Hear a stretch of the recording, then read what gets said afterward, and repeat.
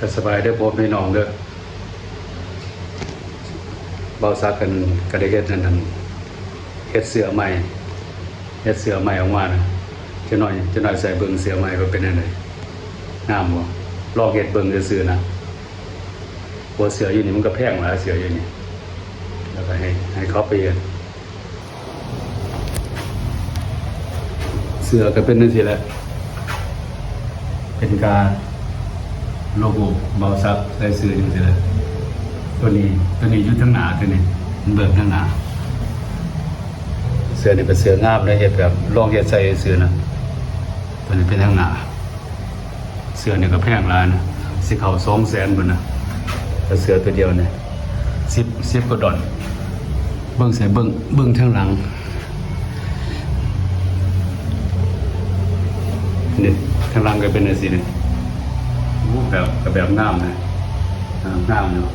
ลองเฮ็ดเบิ่งซื่อๆนะว่ามันส่งมาเป็นจังได๋เห็นบอกว่ามีนั่นมี YouTube อยู่ตรงลุมนะแต่มีเงินมันยังบ่ได้จังสิเฮ็ดได้หลายตัวมาอันนี้ลองดูไปซื้อพออยู่ในห้างแต่บ่มีเสื้อตัวงามนะตอนนี้ไปซื้อเสื้อตัวดีๆมาลองเฮ็ดเบิ่ง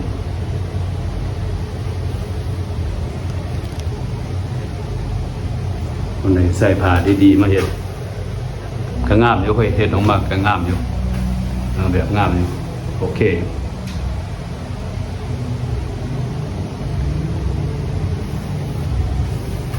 เป็นสีดำยิ่มขึ้นมันก็เหลือมเลยออกมาเป็นแบบสีเหลืองมันก็จังได๋ฮู้เบิ่งมันก็เหลือมเนาะมีเงินไปยังวันอยู่ซื่อๆนั่นนะซื้อผ้าดีๆมาเฮ็ดเอามองเฮ็ดใกล้แถวเฮือนนี่แหละอยู่แถวบ้านนานี่แหละมองเฮ็ดเบิ่งสิพาไปย่างเบิ่งลักกี้จะนอกก็สอบไปตลาดอันไปนั่นน่ะไปซื้อบักฮู้มาตำเฮ็ดกินลักกี้มันยังวนเมื่อเพื่อนนั่นก็เดี๋ยวนี้มันนอนนะที่มองนอนก็มีมองนอนมีมองนอนนะค่อยนอนเอาแต่สิไปนอนแล้วส่วนนั้นมันมักจะไปนอนอยู่นี้เห็นบ่ก็นอนอยู่นี้ตัวใหญ่ได้หรออีกมันเป็นตัวน้อยตัวใดก็ว่ามันถือผ้ามันแบบตัวใหญ่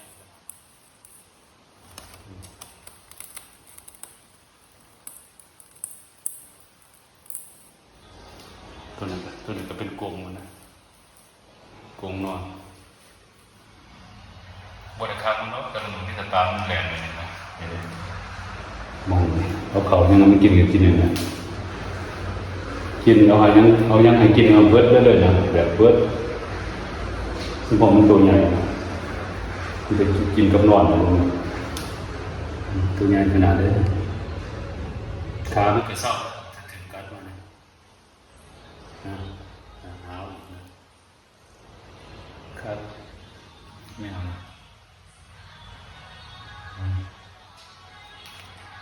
สองอย่าง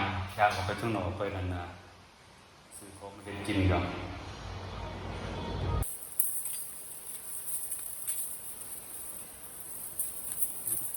เอาไปย่างตลาด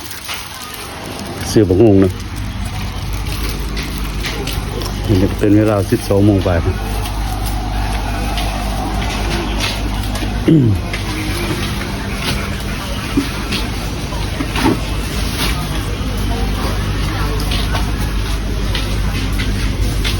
ป็นพักเป็นยังกระไรได้ตลาด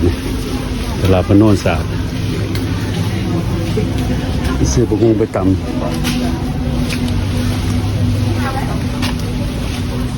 เห็ดนี่กระไรนะเป็นอันเห็ดละโงกมันก็มีอันเห็ดละโงกวันนั้นมีไหนไรนะจอก1 15,000 กีบไอเอากาแฟเนาะแล้วก็เอากาแฟโอ้อันน้ำเผือก ปันจอกซ่องหน้าน้ำปันนะเอาเผือกก็ ประเภทน้ำนี่ละมัน15ของ เอาเผือก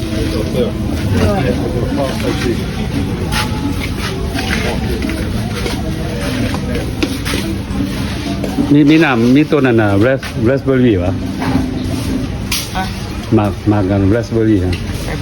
บ่มีไง ตัวบ่มีเนาะ อยากให้หมกป่ะ ยาเอาเผือก ให้หมกป่ะ อันนั้นก็ ให้หมก ใส่โอเคใส่ น้ำม่วง น้ำปั่นเพิ่นอยู่นี่ก็มีหลายนะจอกละซ่า สีเขียวหรอหวานป่ะ ผู้เขียว เอาซ้ำได้ซึ่งหนึ่งประวันไปเลยเอาพอดีว่าซ้ำได้ซึ่งหนึ่งนั่นมันก็เหตุว่าไหวขนาดนั้นหมดก็2-3 นาทีนะส่วนนี้ก็เป็นอีกทานหนึ่งอย่างนี้นี่ส่วนนี้ก็เป็นข้าวแล้ว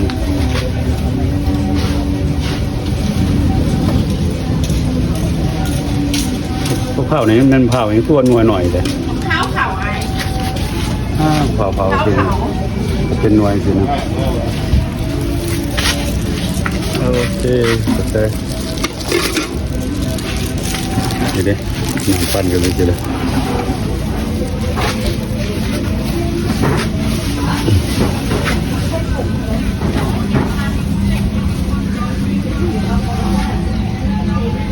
บดจูเด้อ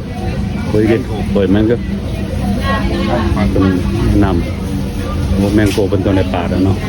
ตัวนี้มันเห็ดแล้วตัวนี้เป็นเผือกตัวนี้คือไก่ก็แบบน้ำหวานนี่นะมีร้านเนี่ย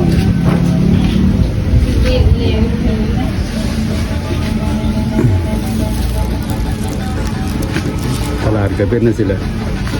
ตอนนี้คนมาหลายไปเลยเป็นตอนนี้มายังกระเว้นเนี่ยตัวหลายตอนคำมันนะคนมาหลาย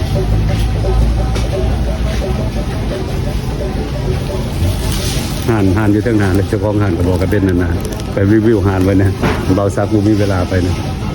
มาสนามนะก็เป็นห่านเวิร์นคนบอกไปรีวิวห่านเลยคนขายเครื่องของเครื่องใส่ขายร้านเนี่ย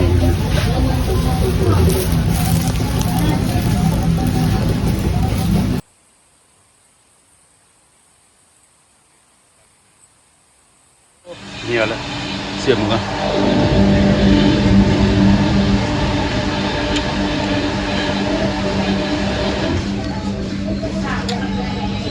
เสียบเยอะตัวที่เป็นเผือกกันนี่มันออกแบบซิลเวอร์โปรนะเป็นเผือก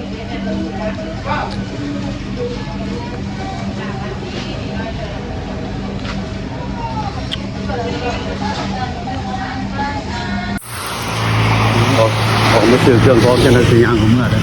ยางของเมื่อเงินเลยมองเจ้าหน้าก็เป็นมองก็ตีไก่ในวันศุกร์วันเสาร์แบบคนเต็มวันพฤหัสเดียวคนเต็มนะยุ่มองนี่เป็นมองตีไก่ก็มีอาหารเลยนะเป็นอาหารยังมันขึ้นในคนแบบร้ายนะส่วนหลายวันนั้นนะ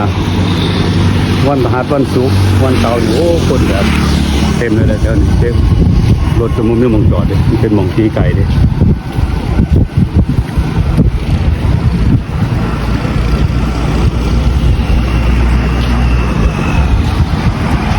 อย่างมาสื่อของกินเล็กๆน้อยๆสองเมื่อ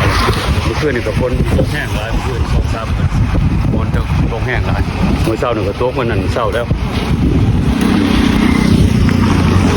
โอเคเดี๋ยวบอสักก็ขอใจหลายเลยมากับคนไหลคนแซ่บอสักที่เหลือจะได้เหลือประมาณ50 ปลาย30 ปลายแล้วก็จะได้ของท่านละแต่ต้องขอบใจหลายๆเลยครับที่ซอยเบาซักขอบใจห